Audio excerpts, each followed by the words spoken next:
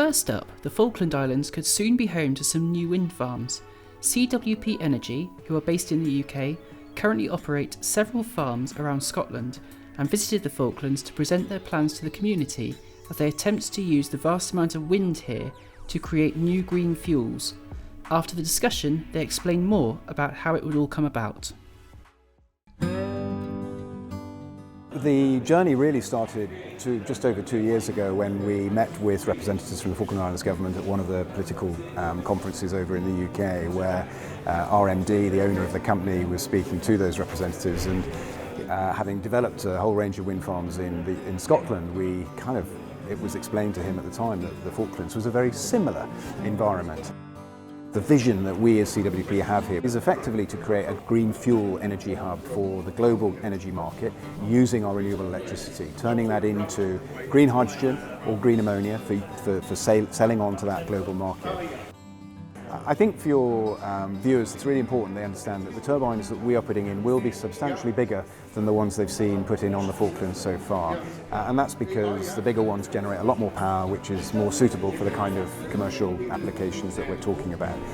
Because they're bigger, they're more spaced apart. So the sort of turbines that we're now putting in Scotland are generally about 1 kilometre apart, if not slightly more. And depending on how many we put in, that clearly does use quite a large land area. The infrastructure that we put in, the small tracks and roads that are required to access the turbines, more often than not are very useful to the landowners for access to their own land. All of the existing farming activity can carry on. We propose to put all of the capital investment that's required into this development. That will come from us. We're not expecting anything in terms of capital investment from the government. Over the long term, then clearly our investment will generate more investment for the government, which will give it greater opportunity to do other things with that money. If I was to say that we think the vision that we've set out for our renewable electricity to be used to power the green energy idea, that's a 10, 12, maybe 15-year ambition. So that phased approach is very much how we see it playing out. So the next matter of months we're doing the surveys. You may see people being deployed out onto the land to see what's going on. We're going to be working with SARI. We hope to understand some of the data. But the first physical changes or implementation could be 12, 18 months, could be longer. It really depends on that early feasibility assessment. For the local community, it's important they know that we're looking to establish our own subsidiary company down here immediately and to have local representation here so that we can continue the dialogue and work with the community, which is such a precious community down here.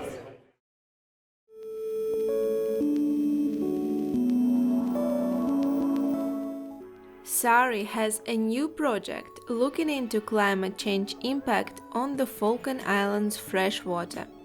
The project is ongoing for 8 months, and at the moment it is based only on satellite data, which needs to be calibrated with ground data to ensure its reliability. The project analyzes surface water and soil moisture in 6 areas: East and West Falklands, Lafonia, Weddell Island, Saunders Island and Bleaker Island. The project is about how the climate change impact on the Falkland freshwater, what happened in the past and what is happening right now, and what will be happened in the future if the climate change keeps going.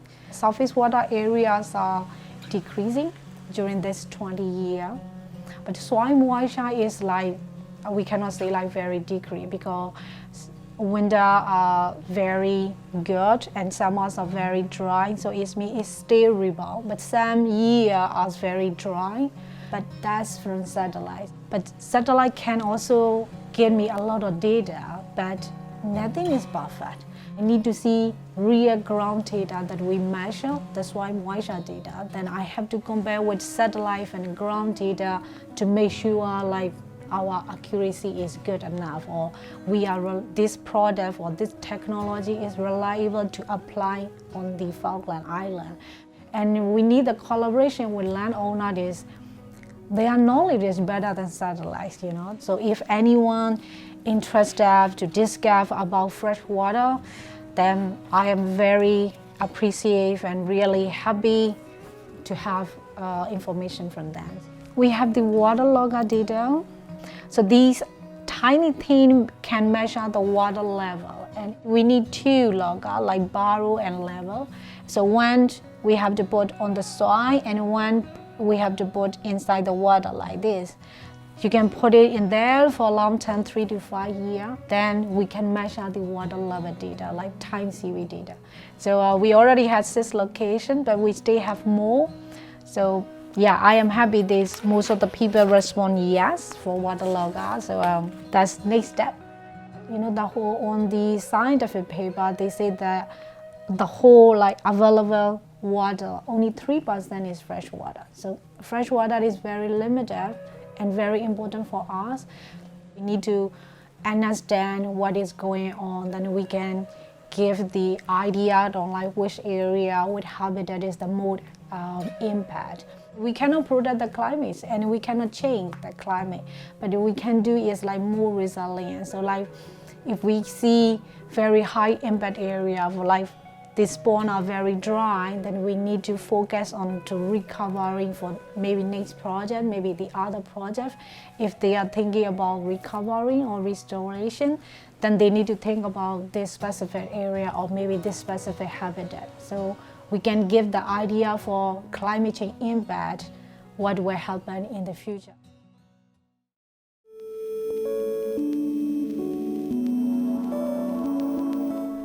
Wool Warehouse opened its doors for a tour as part of the Farmers' Week program. The last public tour was in December 2023, so we couldn't resist to come along and see what has changed in over a year time. The Wool Warehouse is almost ready to be handed over to the wool company.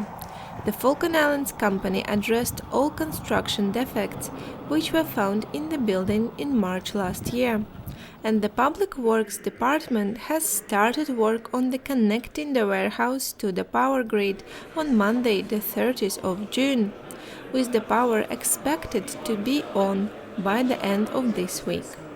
FIC last year in about September, October, after 8 months of delays in identifying the issues, brought in an outside expert. They assessed the warehouse. Then FIC actually went and bought all of the necessary materials for all remedial works to be done. They've been doing that from about January up until first week in April. As far as we know, FIC has completed all works and they are up to spec with the remedial actions that needed to be done. That being said, until FIG's building and planning comes in and assesses it, I can't officially say. We don't anticipate any more problems, especially since we've had Paul Phillips as the FIDC project manager following FIC and watching as they've been doing the remedial works. We should not see any surprises at this point. I'm really happy with it now. I think it's ready, almost ready to be used. We were obviously waiting for the power, which they've started to connect up today. All of the issues that we've had with the FIC have rectified. So I think when you go into the warehouse now, that it looks like a new build. None of the defects are obvious when you walk in anymore. The construction work on the wool warehouse started in September 2022, and it was officially completed in December 2023. Yet in March last year, 12 to 18 construction defects were identified, which created a further delay in handover date. Adding on a constant delay in connecting the building to the power grid, the project has been delayed for over 2 years from the initial expected completion date. Woolco have generated extra costs. We've got containers that we've paid to be stored for 2 years that we could have had, situated outside here. We've got a brand new core grab machine that was very much needed because the old one shows a lot of signs of wear and tear throughout the season now. That's been in a container here, we're paying for that to be stored. There's a lot of little knock-on effects of trying to be, as efficient as we can, but also extra costs that have incurred to Woolco because of the delay. And, Woolco is owned by its members, so those members have had to pay for those delays as well. After the building is connected to the power, FIC will do 2 to 3 days of testing the electrical parts of the building, such as fire alarms and lights, following the inspection and certification of the building by the Falkland Islands Government Planning and Building Team. And when the assessment for occupancy is completed, the warehouse will be handed over to Vulco. Government are actually being fairly patient with us because they've asked us to move. You know, we really can't, operations can't take place from a lot of different sites. It needs to, you know, to fill containers and everything, it needs to be from one site. So they will want us off there as soon as they can. So the next steps for us is to get the new core grab machine up here and to get the engineers to come from New Zealand to calibrate that, get it online. We can't have a warehouse functioning up here without that piece of equipment. So get all that set up and be ready, you know, for the season that starts in the middle of September this year. Which sounds like it's a long way away, but it's not, it's just around the corner. So it's going to be quite a push. We don't want to accept any bales from the new season on 5 pass. You know, that's the goal at the moment, is to start our season up here.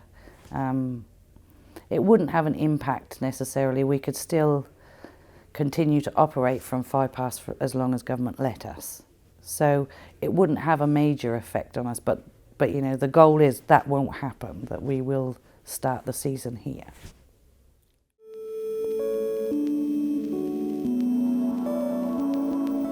Falkland Islands Tourism Board is undertaking accreditation by the Global Sustainable Tourism Council and are hoping to achieve the gold standard by 2028. Being a certified destination means that your destination complies with the highest social and environmental standards on the market. And as worldwide the public concern grows about the harmful effects and the positive impact of tourism, more travelers are interested in sustainable tourist destinations or eco-destinations. We're getting assessed to prove that we sort of respect sustainability in tourism as a destination. So we have to do a series of questions on how we handle waste management and how we have equal opportunities for people. So it's a whole range of questions on lots and lots of subjects just to prove that we want to be a sustainable destination. At the moment it's the Falklands Tourist Board, but they will give that to us as a destination. And the idea is that once we've been assessed, then we can help individual businesses to go through the process as well. We put our first assessment in and we were hoping that we might get bronze, but in fact we only managed to get membership status. I think we were about 3 points short of bronze. We've now resubmitted and hopefully we'll be told we've got bronze soon. We have to build these assessments each time, so when we go to do the next level we have to re-answer those questions to see whether we've progressed. And then we'll have a series of other questions as well.